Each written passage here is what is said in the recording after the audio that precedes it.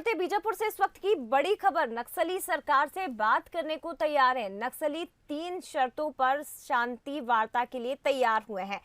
सशस्त्र बलों को हटाने की ये शर्त रखी गई है। दूसरी शर्त है प्रतिबंध हटाने की। तीसरी शर्त है जेल में बंद नक्सलियों को रिहा करने की। ये 3 शर्तें जिस पर बात करने को नक्सली तैयार हुए हैं। माओवादी संगठन दंडकारण्य स्पेशल जोनल कमेटी ने ये प्रवक्ता विकल्प ने ये जारी किया है बयान इस संबंध में। और आपको बता दें कि इसमें लिखा गया है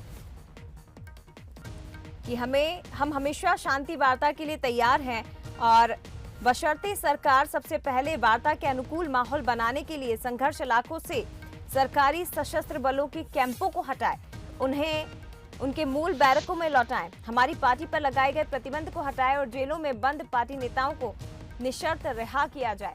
ये 3 शर्तें जिन पर बात करने को नक्सली तैयार हुए हैं। चलिए ज्यादा जानकारी हम इस खबर पर ले लेते हैं।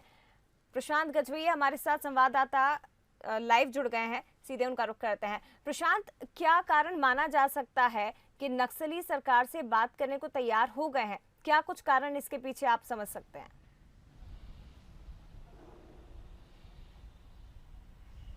जी बिल्कुल जया, जिस तरीके से बीते 5 दशकों से बस्तर पर नक्सलवाद फैला हुआ है और लगातार सरकारें जो भी आती रही हैं वो ये प्रयास करती रही है कि नक्सलियों से वार्ता हो और इस वार्ता में कहीं ना कहीं समाधान निकले और बस्तर से नक्सलवाद का अंत हो।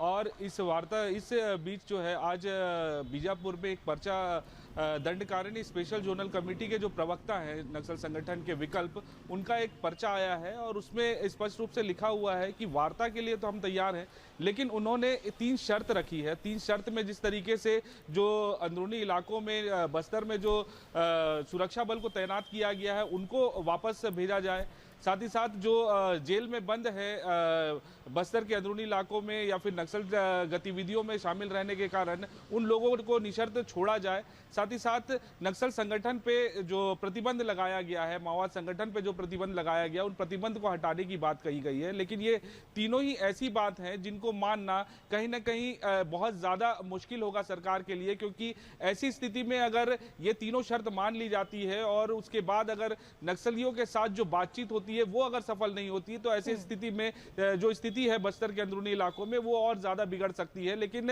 ये बिल्कुल कहा जा सकता है कि अब जो है नक्सली भी कदम आगे बढ़ा रहे हैं वार्ता की ओर, तो कहीं ना कहीं इसका समाधान जो है निकलता हुआ दिख रहा है, क्योंकि बीते लंबे समय से लगातार नक्सली बैकफुट पर चल रहे हैं। कहीं ना कहीं एनकाउंटर और जो आत्मसमर्पण नीति है सरकार की, वो आत्मसमर्पण नीति के तहत जो है कई नक्सली आत्मसमर्पण कर रहे हैं, साथ ही साथ एनकाउंटर में कई नक्सली मारे जा रहे हैं, जिसको देखते हुए अब नक्सल संगठन भी कहीं ना कहीं इस ओर आगे बढ़ रहा है कि एक वार्ता की बात हो, एक शांति वार्ता की बात हो, ताकि बस्तर में जो अंदरूनी इलाकों में जो ग्रामीण रहते हैं, जो विकास से वंचित है, वो विकास वहां तक पहुंच सके। और उस पर्चे में यह भी स्पष्ट लिखा हुआ है कि जो ग्रामीण है उनके विकास बिल्कुल चाहते हैं नक्सली और इस कारण से जो है शांति वार्ता करना चाहते हैं। लेकिन 3 शर्त जो रखी है नक्सलियों ने, ये शर्त कहीं ना कहीं सरकार को मानने में काफी अड़चन सामने आएगी और बिना इन शर्तों के अगर वार्ता होती है तो कहीं ना कहीं ये वार्ता सफल हो सकती है। और सरकार भी यही प्रयास करेगी कि बिना शर्त के एक बार वार्ता नक्सलियों के साथ जो शीर्ष नेता है उनके साथ वार्ता हो और जो जिस तरीके की समस्या और जो सारी चीजें उनकी मांग है कि किस तरीके से अंदरूनी इलाकों में ग्रामीणों तक अंतिम व्यक्ति तक सरकार की योजना पहुंचे, उन योजनाओं का फायदा वो ग्रामीण ले सके, उन चीजों को लेकर जो है वार्ता सफल हो सकती है। जी जया, बिल्कुल, हालांकि इसे भी एक बड़ी सफलता माना जाएगा प्रशांत, क्योंकि लंबे समय से कोशिश की जा रही थी और उसमें सफलता भी हासिल हुई है। हालांकि 3 शर्तें रखी गई, अब इस पर सरकार आगे क्या कदम उठाती है ये तो बातचीत के बाद ही पता चलेगा। फिलहाल शुक्रिया आपका ये तमाम बातचीत के लिए। तो आपको बता दें कि नक्सली सरकार से बात करने को तैयार हो गए हैं। एनकाउंटर और दूसरी तरफ लगातार नक्सली आत्मसमर्पण कर रहे हैं, एक तरह से दबाव नक्सलियों पर बनाया जा रहा है। अब बातचीत करने को तैयार हुए हैं, लेकिन 3 शर्तें भी उनकी तरफ से रखी गई हैं।